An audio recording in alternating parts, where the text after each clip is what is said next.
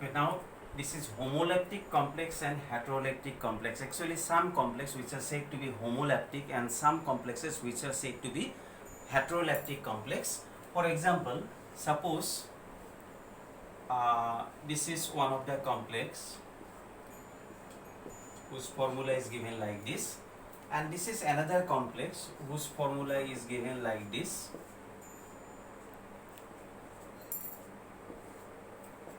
Suppose these two are the complexes.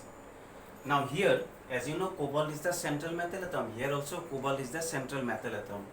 Here, who is ligand? Ammonia is the ligand. And here, who is the ligand? Water is the ligand. Chlorine is also ligand.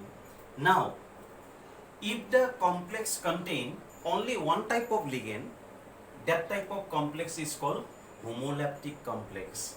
And those complexes which contain different types ligand, it may contain 2 types, it may contain 3 types ligand, then that type of complexes are called heterolactic complexes. So homolactic complex means the complexes which contain only one type of ligand, they are called homolactic, and heterolactic complex means those complexes which contain 2 or more than 2 types of ligands.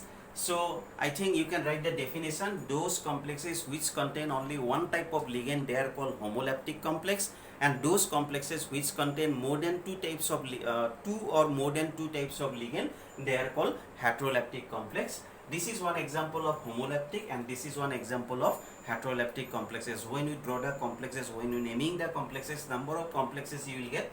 So both homolactic, heterolactic complexes you will get, then you will get the examples.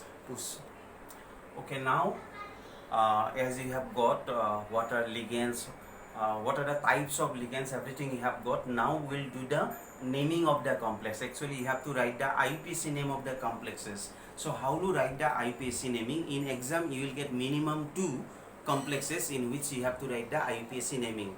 Actually to write the IUPAC name of the complexes, you should know about the name of the ligands mainly. Not only the name of the ligands, what type of charge they contain, whether it contain negative charge or it neutral, that you have to know. Then you can write the formula of the complex also, then you can write the IUPAC name of the complex also. So now I'll give you first time some common ligands and their names, because normally as you know H2O can act as ligand. H2 is called water, but as a ligand it is not called water, it has another name which is called aqua. So like this way the names are something different, that's why you should know about the names of the ligand first time, then you can write the IUPAC naming of the complexes. Now this is ligand, charge, type. To first time I will give you the cationic ligands, I mean those contain negative charges. First time I will give you the negative ligands. So as you have got what are ligands? Ligands may be some neutral molecule which do not have any charge and maybe some negative ions. So first time I will give you the negative ions, after that I will give you the neutral molecules. So ligand X minus, X means halogen, it may be Cl minus, maybe Br minus, maybe I minus. Their charge is -1, you should know about the charge. They contain -1 charge, and type is type is monodentate because they can donate only one pair of electron, and the name is called halide. As a ligand they are called halide. I mean it is called chloride ion normally, but as a ligand it is called chloride, it is called bromide, it is called iodide, like that. And always you remember the ligand which contain negative charge, always you add the suffix O with the normal name. Normal name is chloride, but as a ligand it is called chlorido. You have to apply the suffix O with the normal name. So in case of negative ligand, always you apply the suffix O with their normal name. For example, H minus, charge is -1. It is also monodentate ligand. Normally it is called hydride ion, but as a ligand it is called hydrido. Normally it is called hydride ion, but as negative charge, that's why it is called hydrido. This is one of the ligands, Cn minus, its charge is -1. It is also monodentate. Normally it is called cyanide, but as a ligand it is called cyanido. This is one of the ligand CH3COO minus, charge is -1. It is also monodentate. It is called acetate ion, but as a ligand it is called acetato. Not acetate, it is called acetato. Then OH minus, charge -1. It is also monodentate. It is called hydroxide ion, but as a ligand it is called hydroxido. So like this you have to write the name of the ligand. This is one of the ligand S2 minus, charge is -2. It is also monodentate. It is normally called sulfide, but as a ligand it is called sulfido, PHIDO, sulfido. This is one of the ligand SO3 2 minus, charge -2, charge -2. It can act as bidentate. No, it acts as monodentate. It is also monodentate. Its name is sulfito, PHITO. This is SO4 2 minus, charge -2. It can act as bidentate because it can donate 2 pairs of electron. It is normally called sulfate as a ligand, sulfato, PHATO. So like this way you will get different types of ligands. Then NO2 minus, its charge is -1. It is also monodentate. Its name is nitrito N, because N is the donor atom. But if it is ONO minus, I mean these are the ambidentate ligand, donor atoms different. It is also monodentate, but it is called nitrito O. Here N is the donor atom, here O is the donor atom. This is one of the ligand NO3 minus, charge -1, monodentate. This is called nitrato. This is one ligand CO3 2 minus, charge -2. It also acts as monodentate. It is called carbonato. In some cases it can act as bidentate also. In some cases it can act as monodentate also.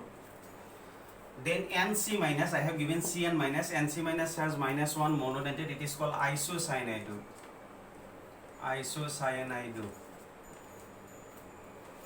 Then C2O4 2 minus, charge -2. It is bidentate. It can donate 2 pair. It is called oxalato. Normally its name is oxalate, but as a ligand it is called oxalato. Then this is one of the ligand NH2CH2COO minus, charge -1. It is bidentate ligand. Its name is glycinate ion. So as a ligand it is called glycinato. Then SCN minus, charge -1, monodentate. It is called thiocyaneto. And this is NCS minus, charge -1, monodentate. It is called isothiocyaneto.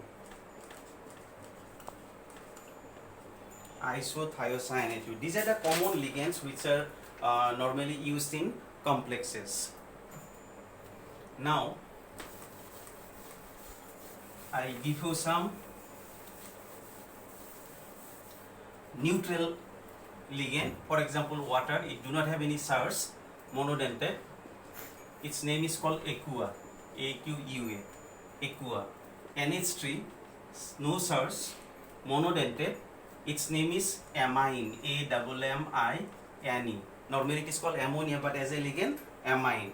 CO, its charge is 0. Normally monodentate. It is called carbon monoxide, but as a ligand it is called carbonyl. You should know the name. NO, charge is 0, monodentate. It is called nitrosyl.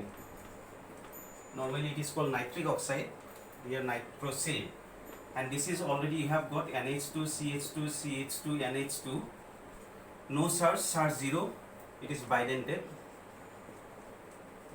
In short form it is called EN, you know. This is called ethylene diamine.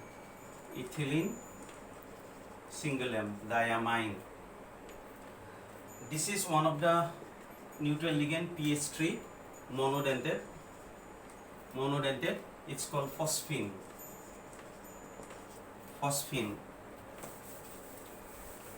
This is one of the neutral ligand C6H5 and search, no search, monodentate, its name is pyridine.